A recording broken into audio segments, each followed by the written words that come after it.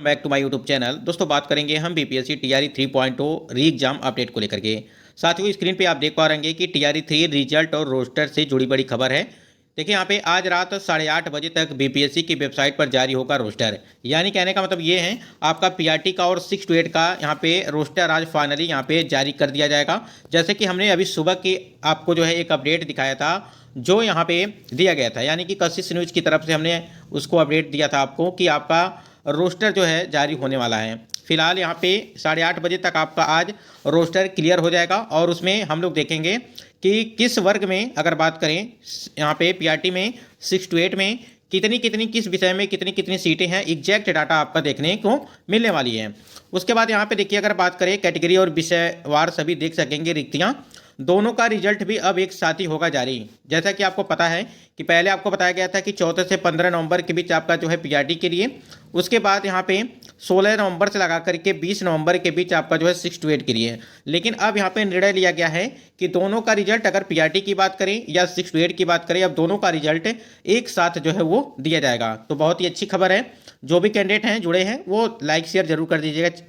उसके बाद यहाँ देखिए 1 to 5 का रिजल्ट है। देखिए यहाँ पे 1 to 5 का रिजल्ट दिनों पहले हुआ है तैयार। यानी कि आपका अगर बात करें पीआरटी का रिजल्ट यहाँ पे पूरी तरह से तैयार हो चुका है और यहाँ पे 6 to 8 का रिजल्ट भी बन करके यहाँ पे तैयार कर दिया गया है और 15 नवंबर से 16 नवंबर के बीच यहाँ पे दोनों का रिजल्ट जारी किया जाएगा। जैसा कि यहाँ पे अपडेट आप देख पा रहे हैं कि माध्यमिक और उच्च माध्यमिक का अब तक आयोग को अभी तक यहाँ पे रोस्टर प्राप्त नहीं हुआ है। यानी कि 9वीं 10वीं का और 11वीं 12वीं का जो है रोस्टर अभी बीपीएससी आयोग को पूरी तरह से मिला नहीं है, इसलिए यहाँ पे थोड़ा बहुत हो सकता है कि विलंब हो। ठीक है, फिलहाल ये इस समय की जो सबसे बड़ी अपडेट है कि 8:30 बजे आपका बीपीएससी यानी कि 1 to 5 और 6 to 8 का जो है रोस्टर क्लियरेंस आपको देखने को मिलेगा और उसमें देखने को मिलेगा ये कि रिक्तियाँ कितनी बड़ी हैं, बड़ी तो नहीं है लेकिन कम हुआ है, तो वो सारी डाटा आपको देखने को मिलेगा। बाकी रिजल्ट को लेकर के यहाँ पे 15 से 16 नवंबर के बीच जो है दी गई है।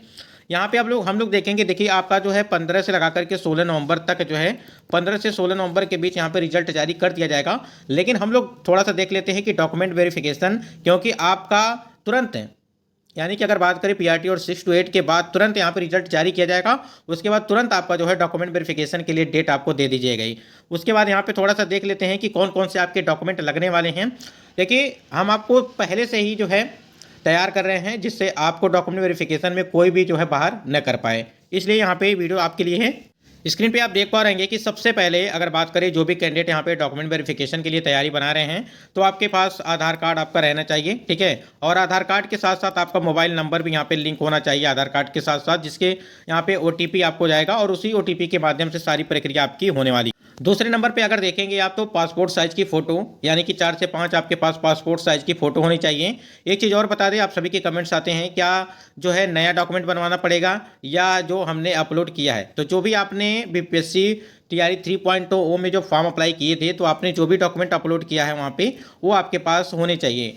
ठीक है, वो तो आपका होना ही चाहिए। उसके बाद से जो भी आपका ओरिजिनल है वो आपके पास होना चाहिए। ठीक है, तो पासपोर्ट साइज की फोटो आपके पास होनी चाहिए। उसके बाद बीपीएससी टीआरई 3.0 के जो है एडमिट कार्ड आपका होने चाहिए, यानी कि आपका प्रवेश पत्र एडमिट कार्ड आपका होना चाहिए, ये भी कंपलसरी है। उसके बाद जो भी कैंडिडेट यहाँ पे आवेदन पत्र, ठीक है, यानी कि आवेदन पत्र यानी कि प्रिंट आउट उसका होना चाहिए। यानी कि जो भी आपने टीआरई 3.0 का जो भी फॉर्म अप्लाई किया था, जो प्रिंट आउट आपको मिला था, आवेदन पत्र आपका होना चाहिए, यानी कि प्रिंट आउट आपका होना चाहिए। अगर उसके बाद यहाँ पे बात करें हाई स्कूल की मार्कशीट होनी चाहिए। उसके बाद हाई स्कूल की सर्टिफिकेट यानी कि मार्कशीट सर्टिफिकेट दोनों आपके पास होनी चाहिए। इसी प्रकार से आगे 12th का मार्कशीट होना चाहिए, 12th का सर्टिफिकेट होना चाहिए, यानी कि दोनों कंपलसरी हैं। ठीक है, अब तो जो भी कैंडिडेट यहाँ पे हाई स्कूल इंटर में होंगे उनका जो है मार्कशीट और सर्टिफिकेट दोनों एक ही में होगा।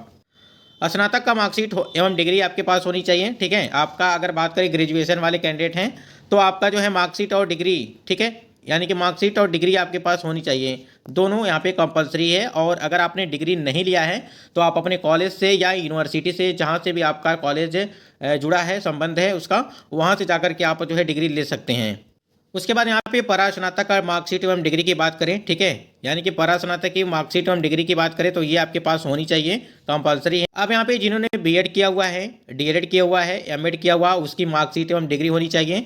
अब यहाँ पे कुछ कैंडिडेट का ये है कि डीएलएड या बीएड की बात करें तो यहाँ पे देखिए जो आपका फाइनल ईयर का है वही यहाँ पे जरूरी होता है। ठीक है, बाकी आप अपना जो है जो भी सेमेस्टर है, मान लीजिए डीएलएड में 4 सेमेस्टर होता है तो चारों सेमेस्टर की मार्कशीट होनी चाहिए। ठीक है, बाकी जो फाइनल ईयर का होता है वो फाइनल ईयर ही वाला ही यहाँ पे देखा जाता है। फिलहाल अगर आपके पास चारों सेमेस्टर का है तो आप चारों जो है लेकर के जाएंगे।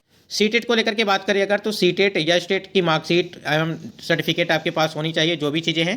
ठीक है, और जिनका भी अभी तक जो है जिन्होंने भी नहीं यहाँ पे सीटेट वाला लिया है तो वो डिजी लॉकर से जाकर के वहाँ से अपना जो है डाउनलोड कर लेंगे। और यह स्टेट में बात करें, सीटेट में अदर स्टेट 90 मार्क्स, यह स्टेट में other state 75 marks.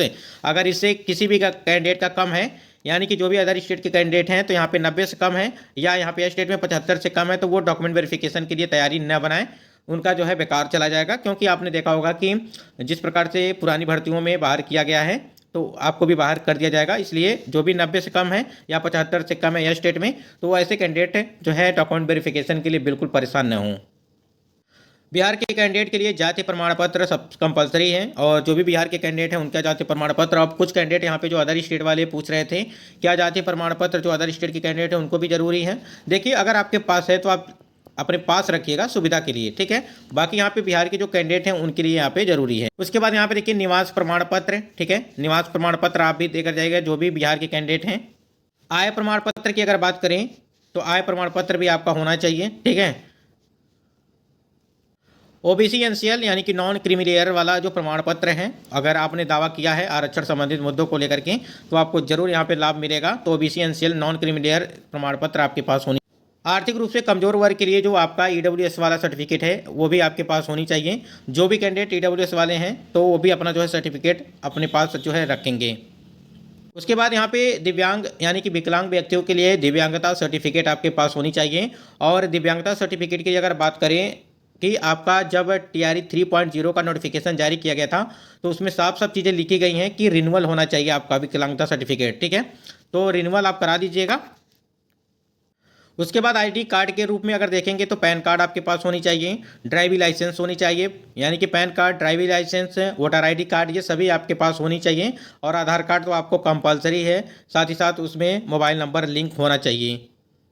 Bank passbook और चेकबुक ये भी जरूरी है, किसी भी बैंक का रहेगा काम चल जाएगा, बैंक का पासबुक और चेकबुक। ठीक है, और सभी प्रमाण पत्रों पर बीपीएससी का वाटर मार्क जरूरी है। और ये आपको वाटर मार्क लगेगा कब? जब आपका रिजल्ट जारी कर दिया जाएगा। ठीक है, जब आपका रिजल्ट जारी कर दिया जाएगा तो आपको बीपीएससी के ऑफिशियल साइट पर आपको सूचना मिल जाएगी कि आपका जो है आयोग की तरफ से यहाँ पे जो प्रमाण पत्र आपने अपलोड किए थे फॉर्म अप्लाई करते टाइम पे, उसी पर बीपीएससी का वाटर मार्क लगा रहेगा।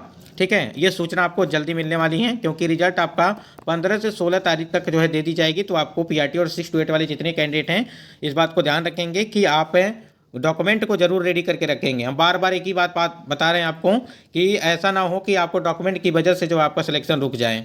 बाकी यहाँ पे आप देख ही पा रहे हैं कि इसको एक बार जरूर ध्यान से पढ़िएगा कि जाति निवास आय ओबीसी एनसीएल वर्तमान समय का होना चाहिए। वर्तमान समय का कहने का मतलब ये है कि ज़्यादा पुराना नहीं होना चाहिए।